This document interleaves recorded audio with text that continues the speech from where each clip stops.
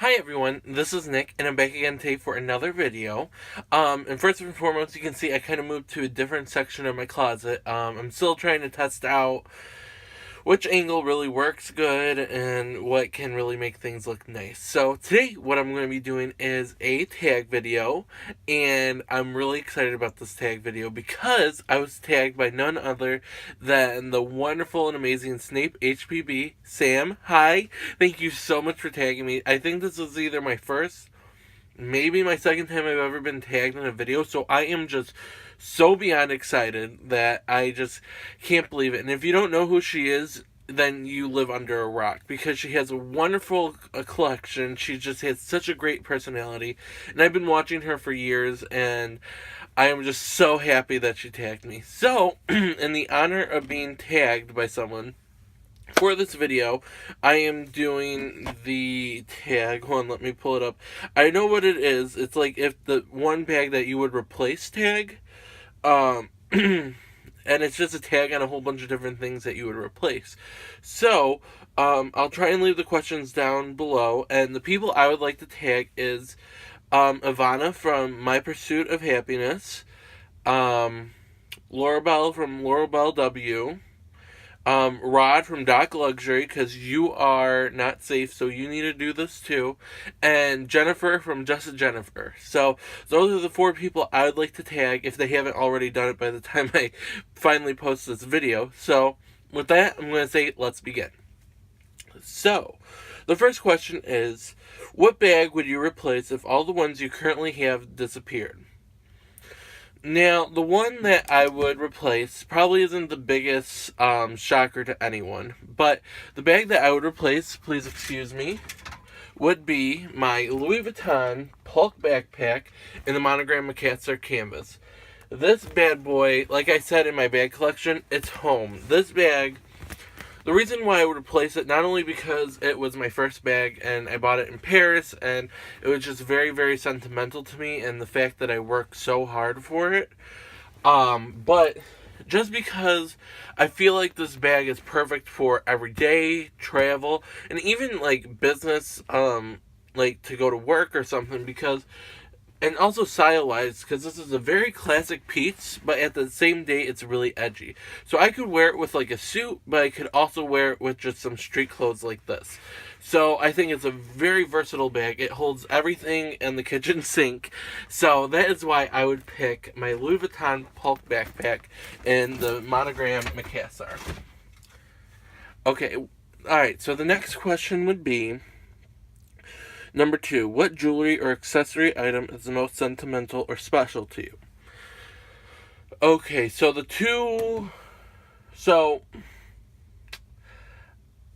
I'm going to go, since it's either accessory or jewelry, the item that means the most to me is probably my Cartier love ring.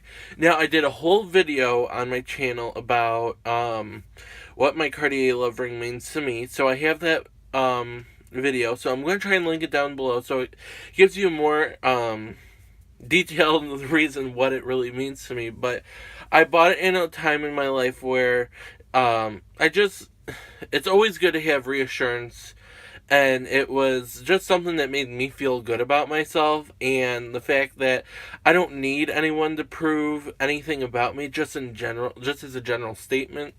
And it's just a reminder to always love myself. Now, I could have done this a million different ways. I could have gone and gotten a tattoo. I could have gone and gotten a million different things. But nothing was just like this. With me, I feel like jewelry is something that can help express something in your life, or has a lot of meaning to it.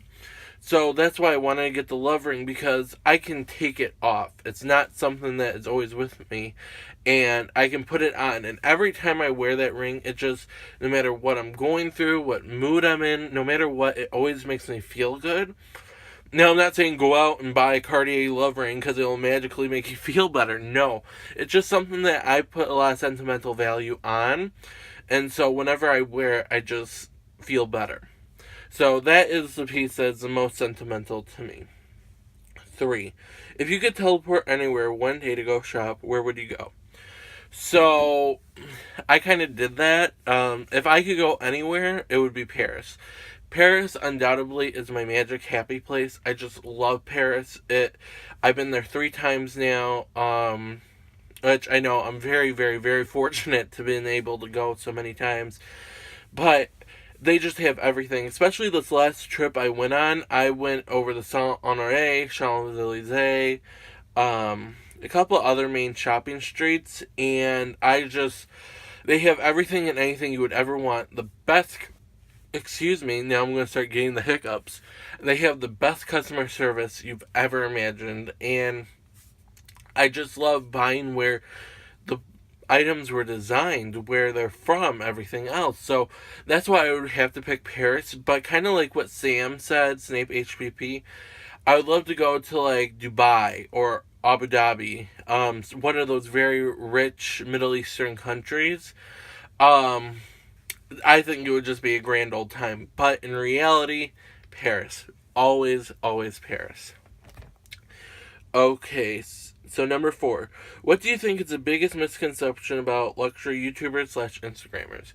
And I think this is something that I think everyone kind of has to say, and just everything else. That we're all snooty, icky people, that we just get everything handed to us.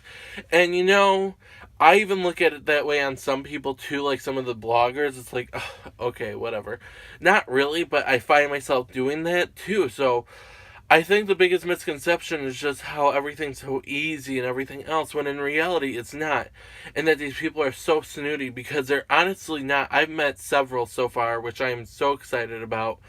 And I just think that once it's so different meeting a person face to face versus just watching them on the screen, because for me, even though they may only have like 5,000 subscribers, I still idolize them. I still think of them as something great, and I think that's what people think too, but also they can turn that around and turn it into hate. So personally for me, I get comments on my videos, especially the watch ones. Whenever I do a watch video, I get the most hate about it.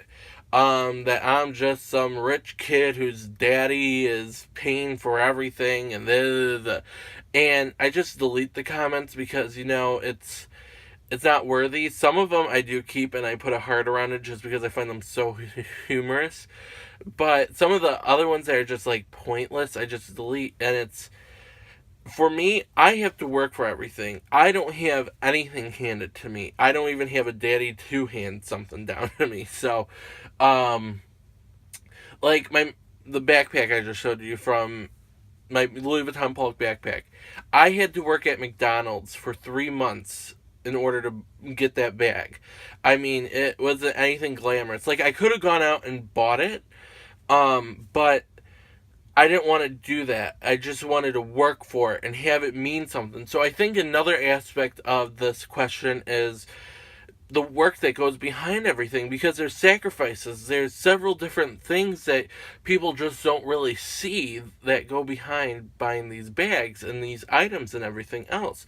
So I know a ton of people do work relentlessly. I work really hard. I go to school, I have a job.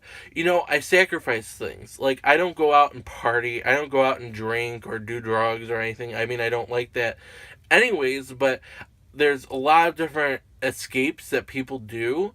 Like, they'll go on short weekend vacations all the time. I don't.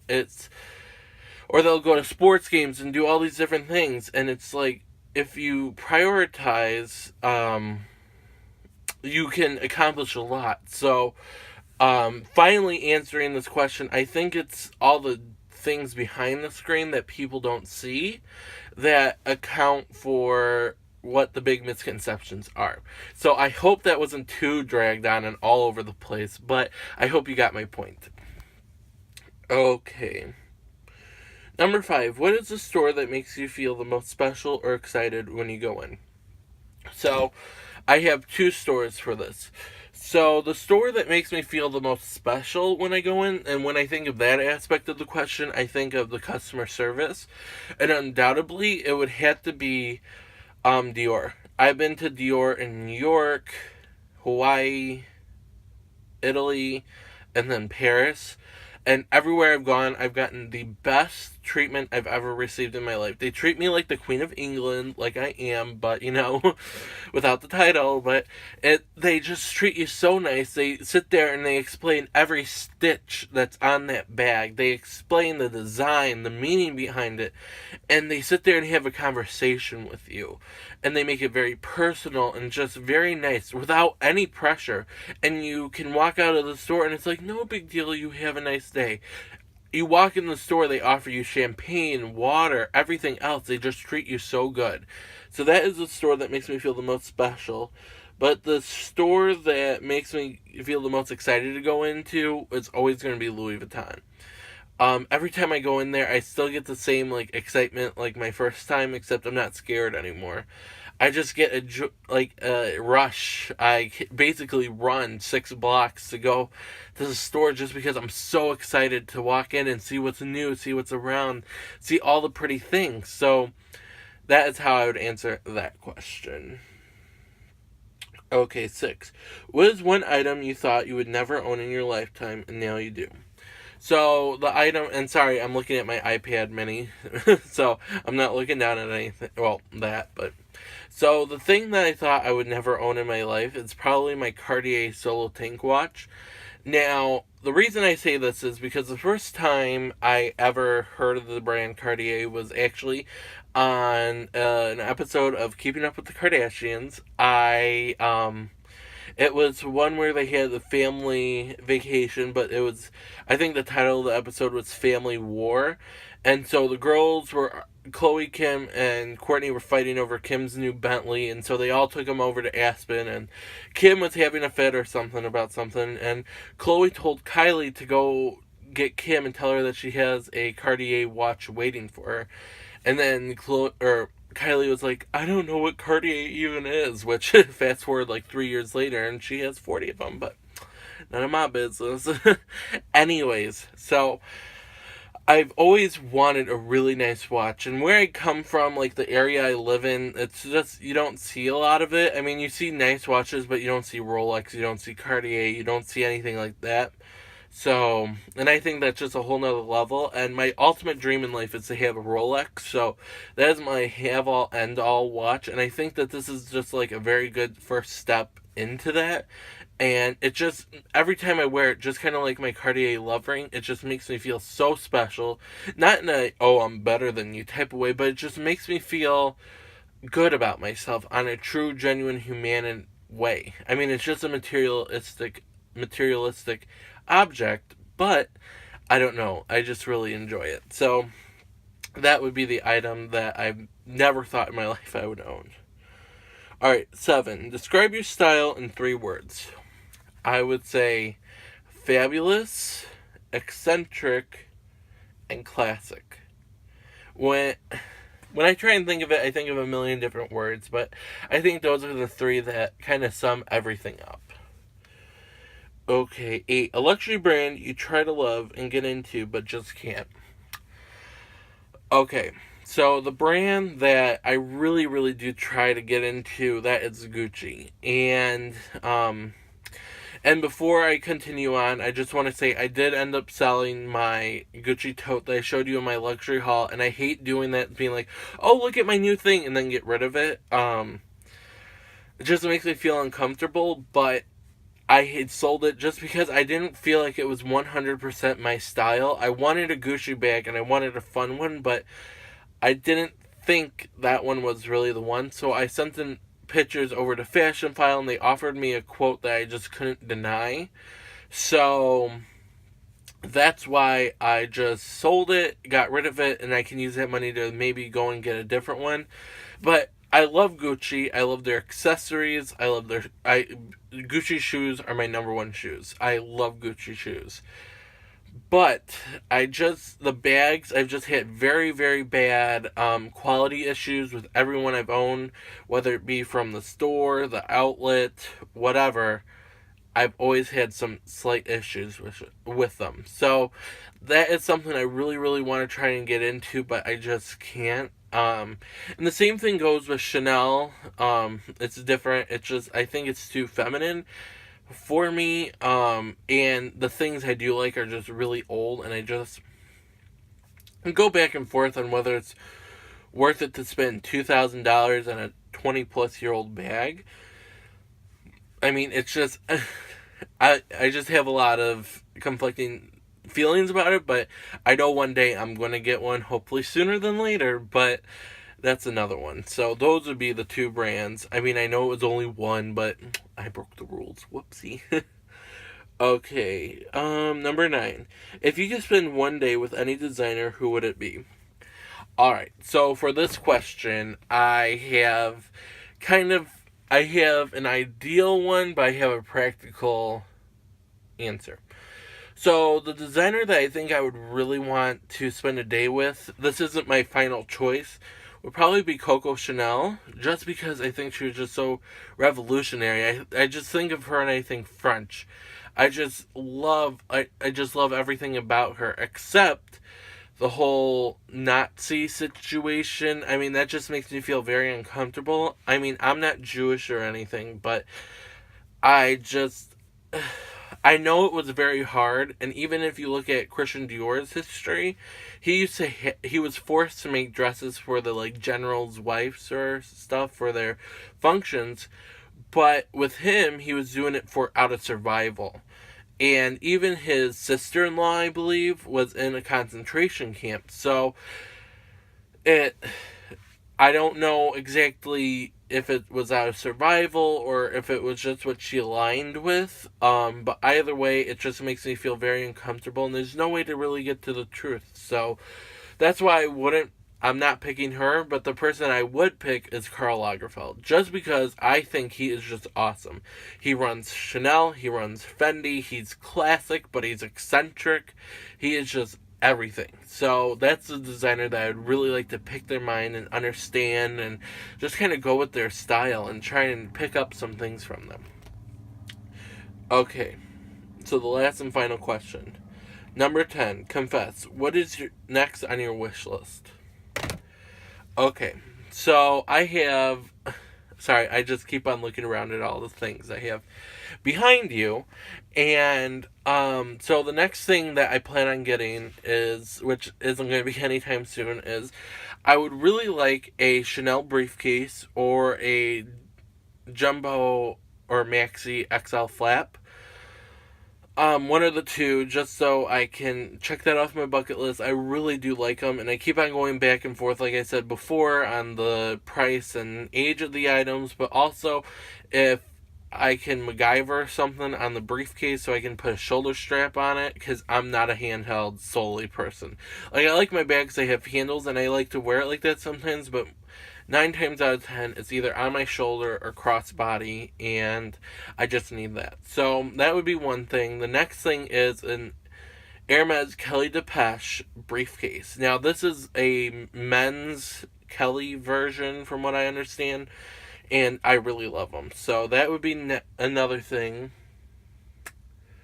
Of course, and I'm doing not next, but just a general wish list. I would really like a Fendi bag, I would like another Gucci bag, and I want my Rolex. Which, the Rolex, I'll probably be dead before I ever get that, but yeah. So those are the things that I'm really looking at. There's 1,010 billion more things, of course, like any luxury addict. But those are the main things for right now. So, with that, I'm going to say thank you guys so much for watching. I hope this was helpful, and I hope you liked it, and I hope all my rambles and everything were okay, and you guys enjoyed it. So, with that, I'm going to say thank you guys so much for watching, and make sure you like, comment, and subscribe, because I like to interact with you guys, and I like to create new friendships. So, with that, finally, Nick, simmer down. With that, I'm going to say thank you guys so much for watching, and wherever you are in the world, I hope you have a fabulous rest of your day. Bye.